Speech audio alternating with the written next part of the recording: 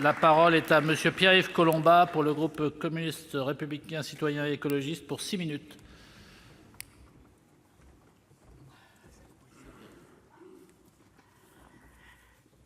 Monsieur le président, monsieur le ministre, chers collègues, écoutez, ça a été dit, mais répétons-le, il s'agit d'une PPL qui clarifie et qui simplifie le droit électoral, donc elle ne peut qu'être soutenue. Premier exemple de simplification, donc la dispense de l'obligation de dépôt d'un compte de campagne pour les candidats ayant obtenu moins de 1% des suffrages. Je proposerai par amendement d'étendre cette disposition à ceux ayant obtenu moins de 5%, n'ont bénéficié d'aucun don et ont une campagne qui n'a pas engagé beaucoup de frais.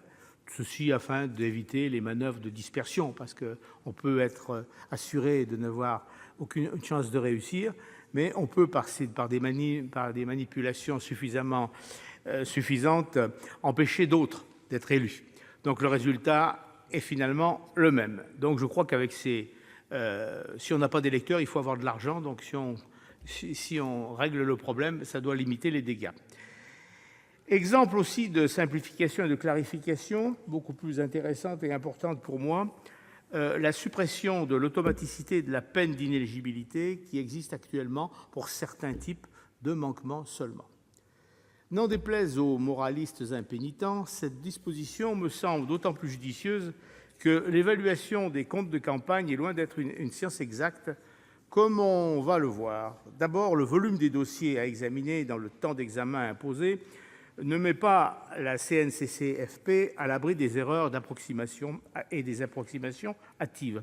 Ainsi, lors des élections législatives de 2017, a-t-elle dû contrôler 5 427 comptes de campagne en l'espace de 6 mois.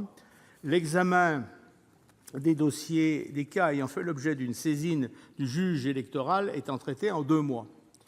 Donc des délais d'instruction réduits, et d'autant plus qu'il faut respecter le principe du contradictoire, les candidats mis en cause devant répondre aux objections de la commission. Surtout, le périmètre des dépenses électorales à prendre en compte est un casse-tête, un labyrinthe dans lequel se perdent beaucoup de candidats, malgré les 30 pages du guide des candidats et du mandataire. Ainsi, le déjeuner d'une équipe de campagne ne constitue pas une dépense électorale, car il n'a pas d'impact direct sur les électeurs. À l'inverse, si l'équipe de campagne invite un journaliste à sa table, alors là, la dépense doit être déclarée à la Commission nationale.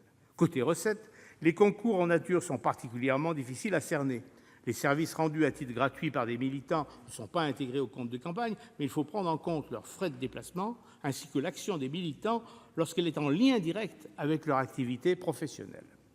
Autre problème, lorsqu'une entreprise casse ses prix, s'agit-il d'un simple rabais, alors il est légal, au profit d'un candidat, ou d'un don, qui est illégal, don d'une personne morale? La Commission admet des rabais commerciaux allant jusqu'à 20% du prix du marché. Mais comment calculer ce dernier, notamment dans le secteur de la communication?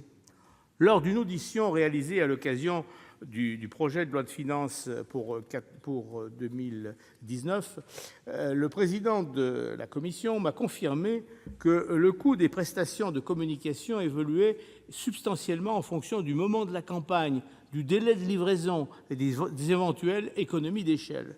Même problème concernant l'évaluation des marges facturées par les assembliers qui organisent les meetings tout en faisant appel à des centaines de sous-traitants dont les factures ne sont communiquées ni aux candidats ni à la Commission.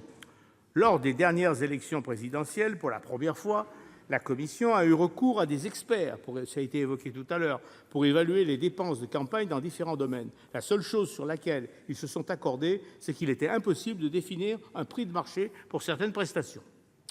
Observation subsidiaire, puisqu'on en est aux élections présidentielles, que se passerait-il si le compte de campagne du vainqueur des présidentielles, dont le compte a été rejeté, faisait l'objet d'une saisine du procureur? Réponse du Conseil constitutionnel en 1995, quelle que soit la grosseur des irrégularités, il vaut mieux valider le compte sans aller plus loin. C'est donc le compte de Jacques Cheminade qui a été rejeté, avec ce que cela signifie d'ennui pour lui. Le président du Conseil constitutionnel, si vous l'avez oublié, était Roland Dumas, le président élu, Jacques Chirac. Mais imagine-t-on l'effet politique de l'invalidation d'un président confortablement élu et son remplacement par un candidat qui n'aurait pas rassemblé la majorité des voix et qui aurait peut-être été le troisième, parce que le second, et en l'espèce c'était le cas, on aurait dû rejeter son compte de campagne. C'est politiquement invraisemblable. Constatons aussi que la jurisprudence de la Commission est aussi à géométrie variable.